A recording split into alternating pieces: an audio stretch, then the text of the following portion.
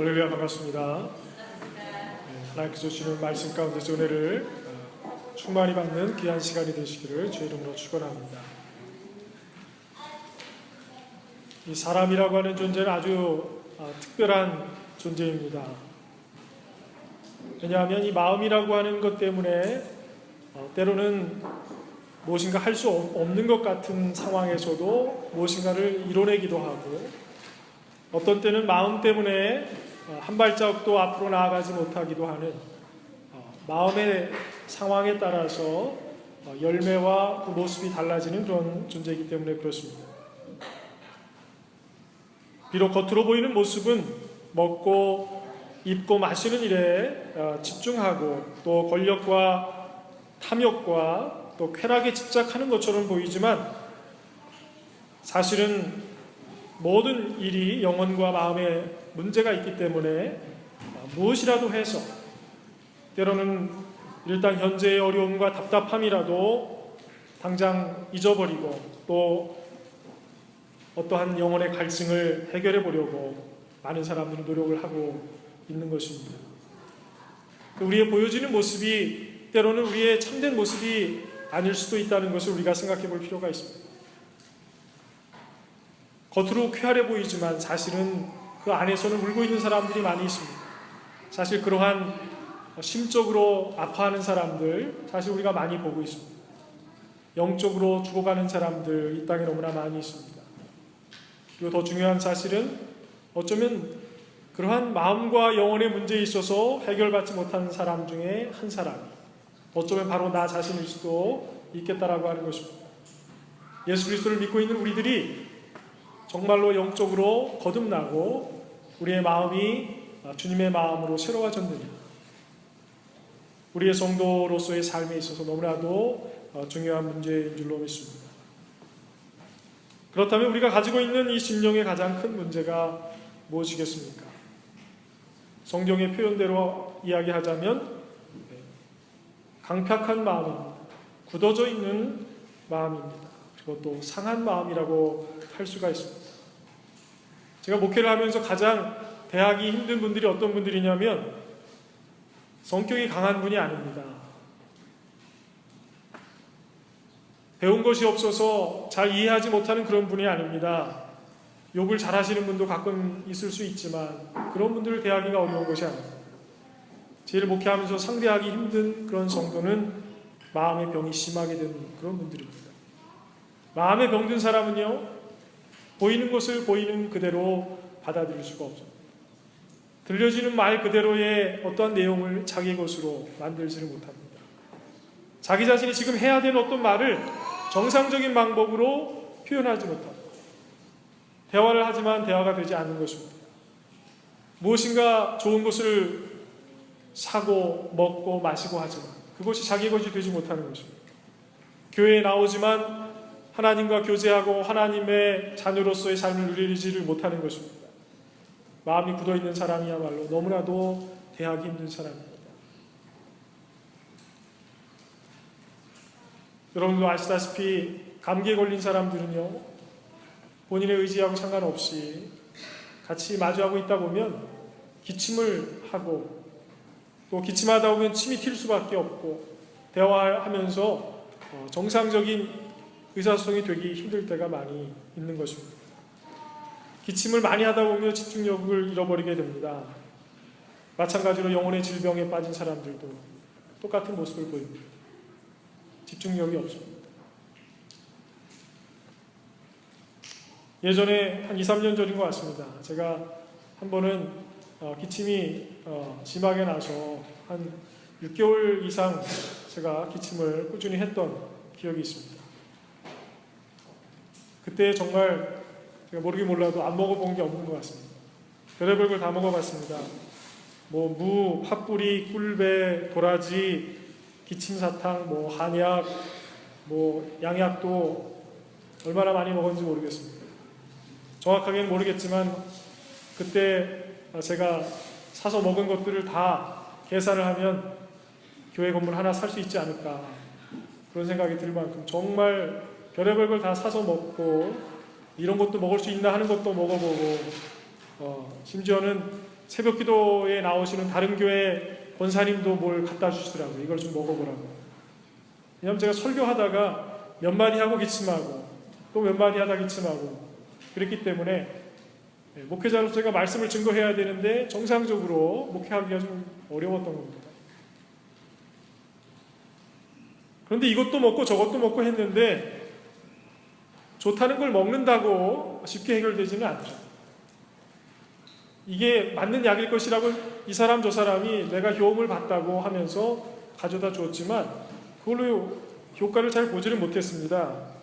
그런데 나중에 제가 좀 마음을 좀 더 편안하게 하고 그리고 물도 좀 더 많이 먹고 스트레스 받지 않으려고 노력을 하다 보니까 언제 그랬냐는 듯이 또 그 당시에는 약을 먹지 않았었는데 해결이 되더라고요.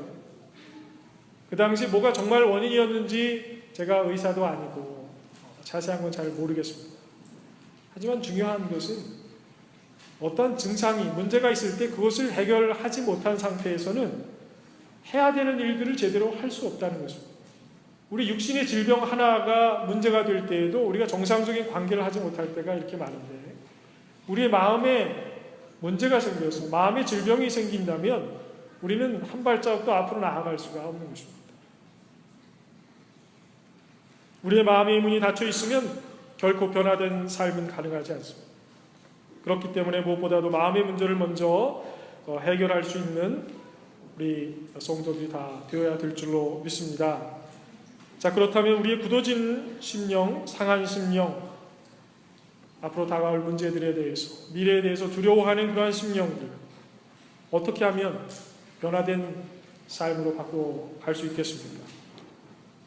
우리가 첫 번째로 깨달아야 될 것은 하나님만이 우리의 심령을 바꾸실 수 있다라고 하는 사실을 기억하는 것입니다. 우리의 심령이 변화되지 아니하면 우리의 삶의 변화가 일어나지 않습니다. 지금 어둡게 살아가고 뭔가 우울할 때에 좀 세상적인 방법으로 하면 좀 자기 암시를 하면서 나는 괜찮아, 모든 게 좋아질 거야 하면서 좀 긍정적으로 바라보려고 노력을 하면 조금 효과가 있습니다. 근데 어디까지나 그것은 100%가 아닙니다. 노력을 했다고 생각했는데 더 힘든 일이 생기면 그래, 이렇게 한다고 되는 게 아니야 하면서 다시 뒤로 자빠지는 경우가 훨씬 더 많이 있습니다. 괜찮은 척 하는 것과 괜찮은 것은 다른 것입니다.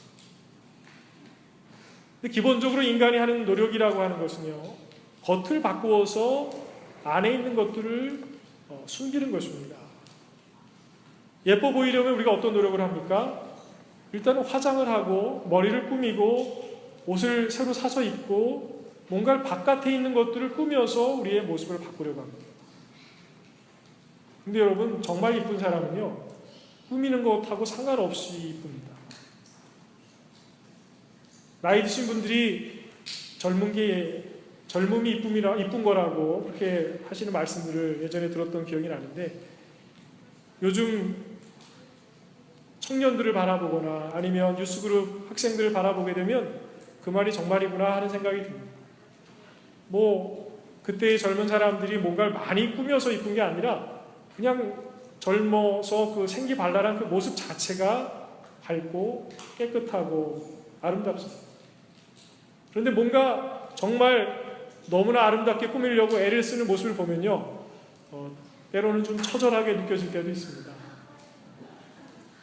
우리 교회 성도님들은 다행히 그런 분들은 없는데 저희 어머님은 화장을 거의 이렇게 색조 화장 같은 걸 거의 안 하셨던 분이라서 저는 여자분들이 그렇게 이것저것 많이 찍어 바르는지를 사실은 잘 몰랐어요. 집에서는 어머님은 립스틱만 좀 바르시고 나머지는 이것저것 색깔을 이렇게 넣으셨던 경우가 거의 없었기 때문에 저에게 익숙하지 않았었는데 한 번은 저희 아버님이 목회하시던 지역에 교회 바로 앞 정류장에서 버스를 기다리다가 한 여자분이 키도 크고 아주 늘씬한 분인데 화장을 멀리서 보니까 굉장히 화려하게 했고 그러니까 원래 미인인 분 같더라고요.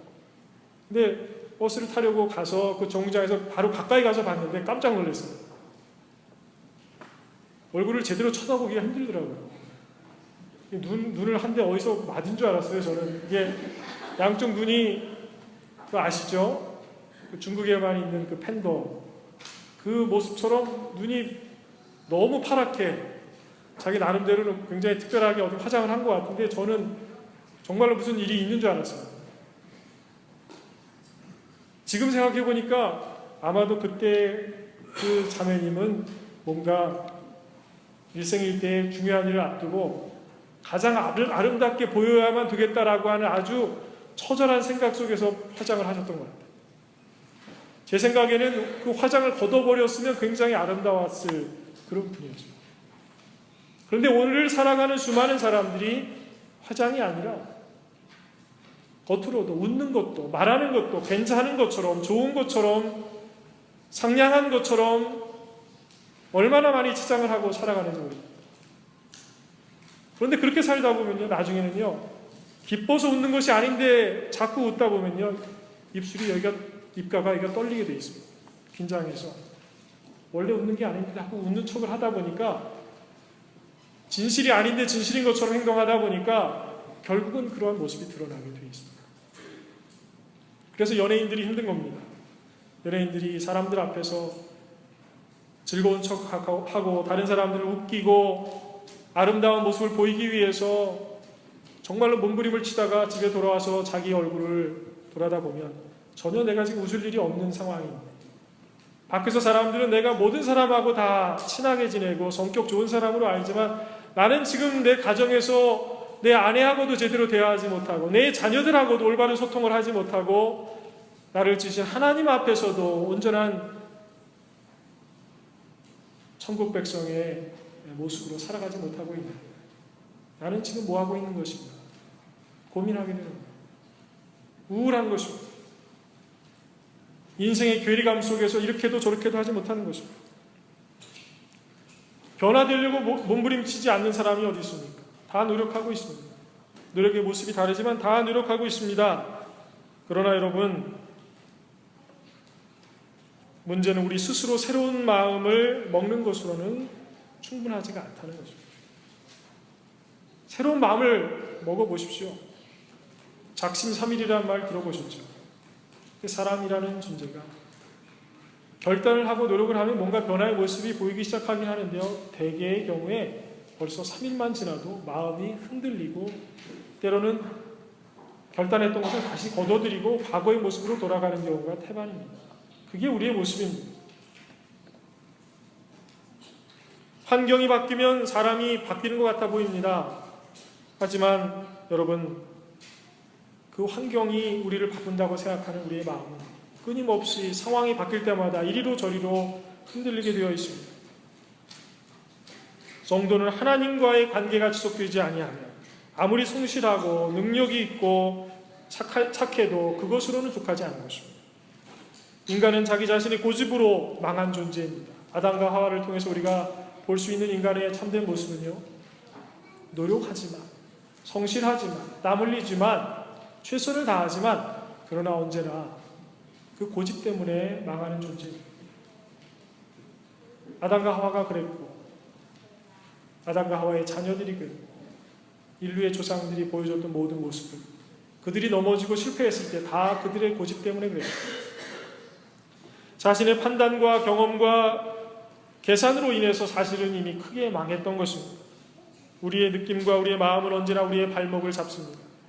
여러분들이 이렇게 하면 좋을 것 같다 생각해서 결단했던 일들이 많이 있었을 것입니다. 한때는 좋았을 수 있지만 여러분들의 마음과 여러분의 머리로 판단했던 그러한 것들이 여러분들에게 얼마나 중요한 변화를 가져다 주었습니다.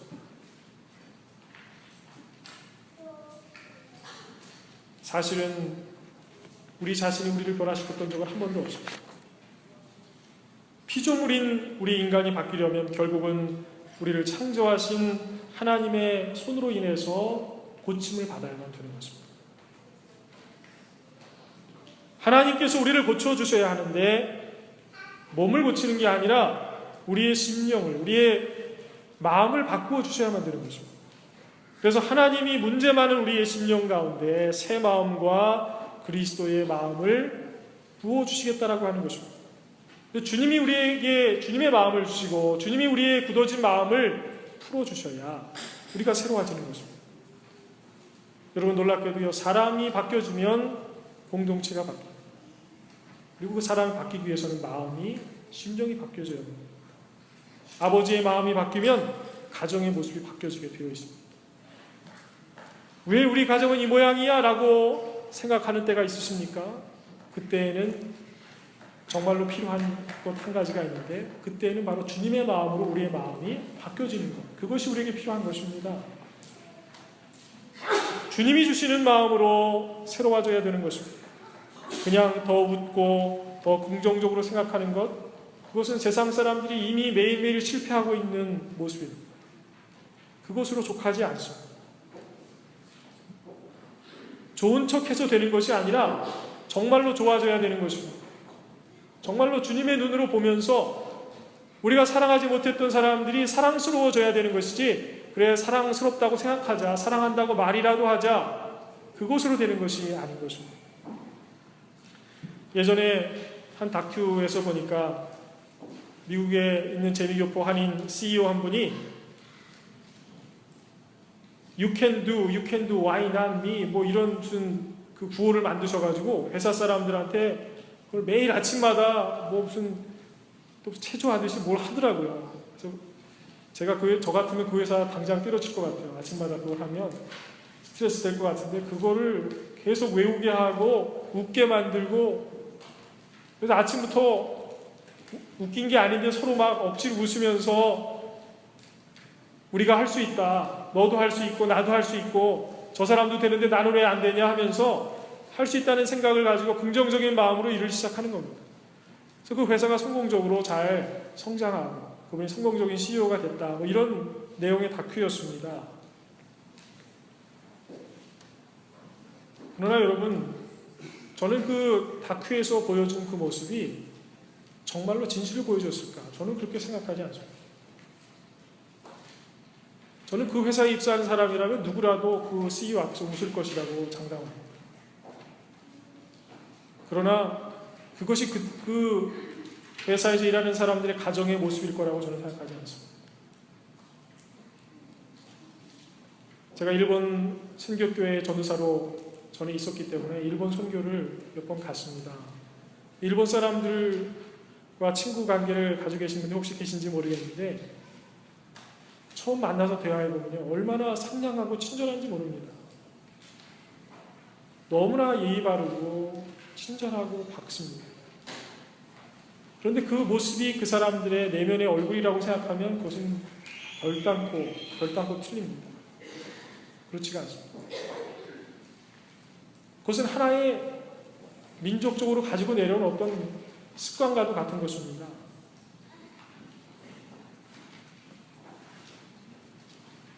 무관들이 정권을 차지하던 시대에 그 사무라이들이 그냥 즉각 처형도 할 수 있는 그런 권리들을 가지고 있었습니다. 그래서 그런 사람들 앞에서 웃고 순종하고 따르고 항상 친절할 수밖에 없었어요. 그냥 일상생활 속에서 즉결 심판을 받을 수도 있는 그런 삶 속에서 항상 살았기 때문에 일본 사람들의 기본적인 어떤 삶의 어떤 습관과 성격과 이런 그런 것들이 그러한 시대를 오래 거치면서 현재 우리가 아는 모습으로 바뀌어졌다고 해요. 일부러 거짓 모습을 보이려고 애써서 그렇다는 의미가 아니라 살아오던 모습 자체가 그런 문화가 된 거예요. 그러니까 그렇게 보여지는 모습 자체가 진실이 아니라는 얘기입니다. 그 얘기는 제가 일본의 어떤 문화를 무시하고자 하는 말씀이 아니에요. 우리의 모습도 마찬가지입니다. 우리가 보는 모습이 전부가 아니라는 얘기입니다. 나한테 너무 잘해주는 것 같아서 한국 사람들이 미국 사람들도 그렇지만 일본 사람들하고 좀 대면해서 얘기를 하다 보면 이미 다 친해진 걸로 생각해서 막 속내도 털어놓고 뭐 좀 더 가까이 들어가려고 하면 깜짝 놀라서 다 뒤로 물러납니다. 한국 사람은 같이 만나서 밥만 먹어도 벌써 친구처럼 생각하고 자기 옛날에 있었던 일까지 막 쏟아내고 옛날에 연애했던 얘기, 아버지 얘기, 뭐 별의별 얘기 다 합니다.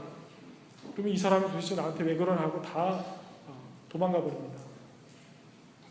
그런 관계가 아니라고 생각하는데 그렇게 막 쏟아내니까 그렇습니다.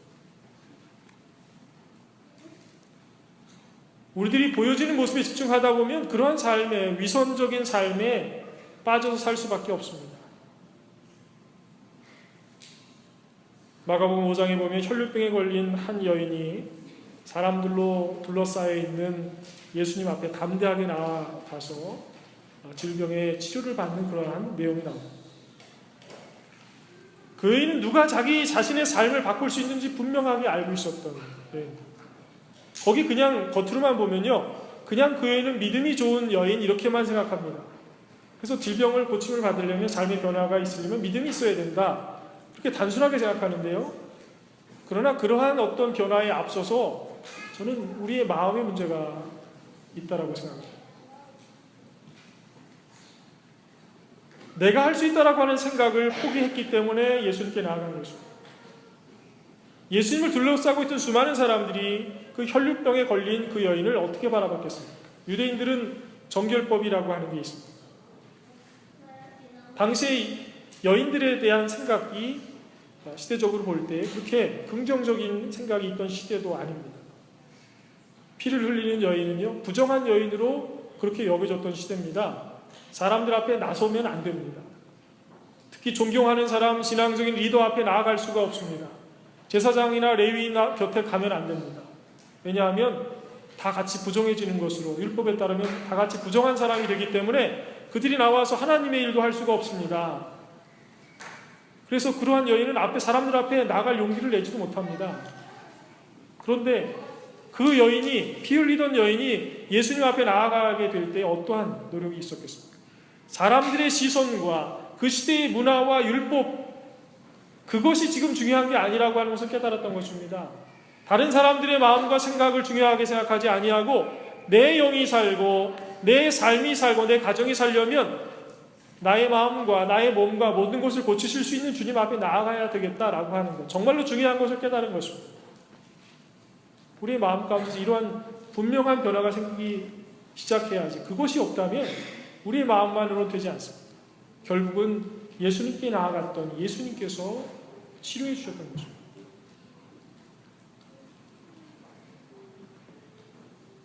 많은 사람들이 그렇게 말합니다. 당신은 몰라. 내 마음은 내가 가장 잘 알아. 이렇게 이야기합니다. 그러나 심리학적으로 볼 때 우리 인간이라고 하는 존재가 자기 자신을 정말로 잘 아냐면 그렇지가 않습니다. 그렇지가 않습니다. 우리가 알지 못하는 그런 어떤 무의식이라고 하는 세계 속에 있는, 우리도 잘 알지 못하면서 우리를 이끌어가는 어떤 특정한 어떤 무엇인가가 또한 있습니다. 우리의 마음 가운데 그런 것들이 있습니다. 결단코 우리의 마음의 문제가 우리의 손으로 그렇게 쉽게 해결할 수가 없습니다. 노력한다고 되는 게 아닙니다. 우리를 지으신 하나님, 우리를 바꾸실 수 있는 하나님, 그분 앞에 나아가는 것 외에는 다른 방법이 없음을 기억하는 여러분들이 되시기를 바랍니다.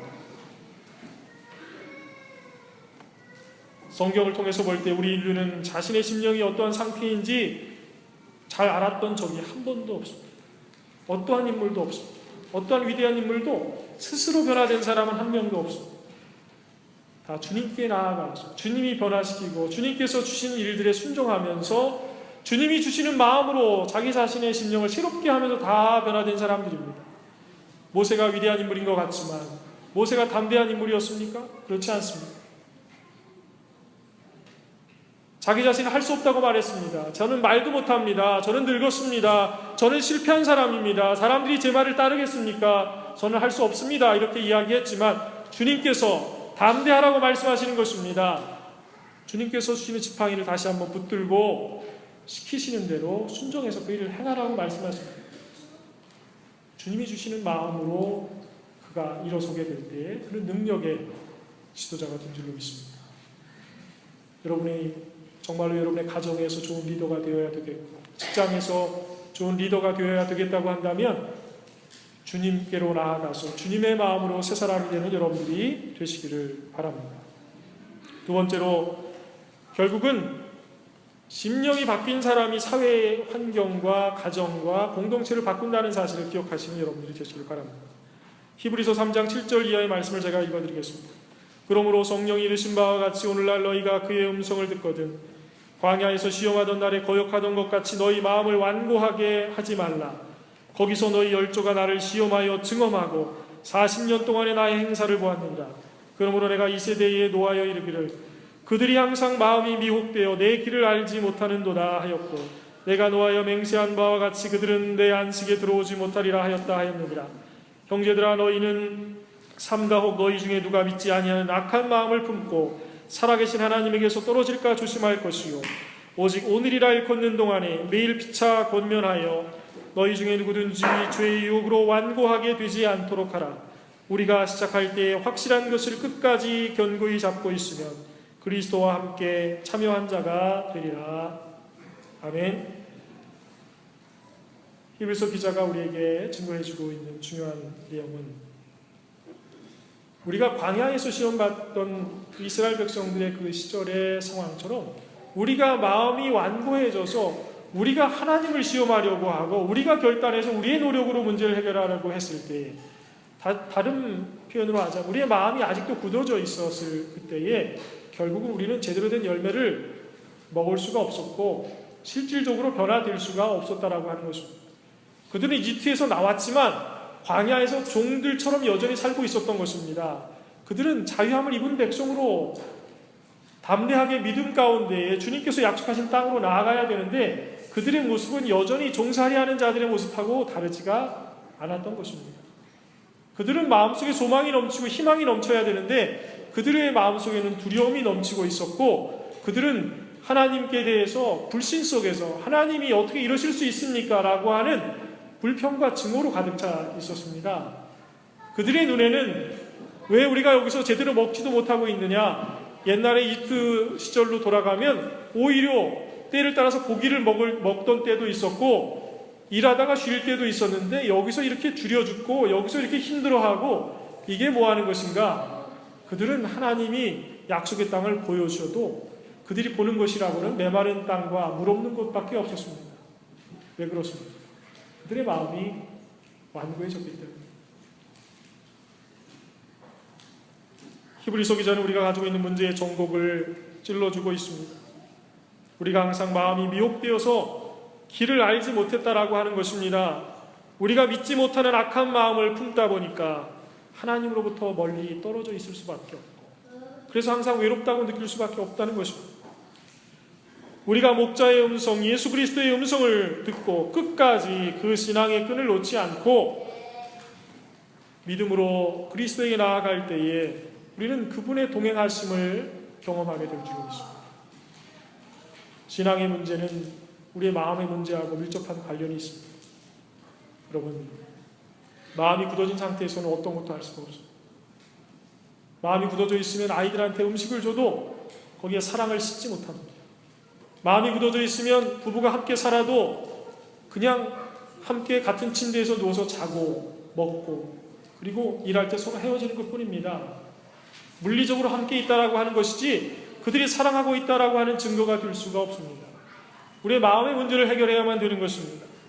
여러분이 지금 돈 때문에 문제가 됩니까? 정말로 돈이 문제가 아니라 이 돈만 있으면 되는데 라고 하는 여러분의 그 인간적인 어떤 판단과 인간적인 마음이 사실은 더 문제인 거죠. 하나님께서 주시는 마음으로 근본적인 것이 바뀌어야 된다라고 하는 사실을 인정하는 여러분들이 되시기를 바랍니다. 하나님께서 우리 안에 부드러운 마음을 주시겠다고 했습니다. 새로운 마음을 주시고 그분의 신을 우리에게 넣어주신다고 했습니다. 그리스도 예수의 마음이라고 신약에서는 표현하고 있습니다. 주님의 마음이 우리 안에 들어와서 그분의 마음이 우리의 삶을 이끌어가게 될 때에 우리의 삶에 진정한 변화가 시작될 줄로 믿습니다. 기도하겠습니다. 사랑이 많으신 아버지 하나님, 언제나 변화를 원하면서도 인간적인 노력과 세상적인 것들만을 붙들고 몸부림쳤던 것을 주님 앞에 회개합니다. 아버지 하나님, 주님의 마음으로 변화되게 하옵소서. 예수님의 이름으로 기도드립니다.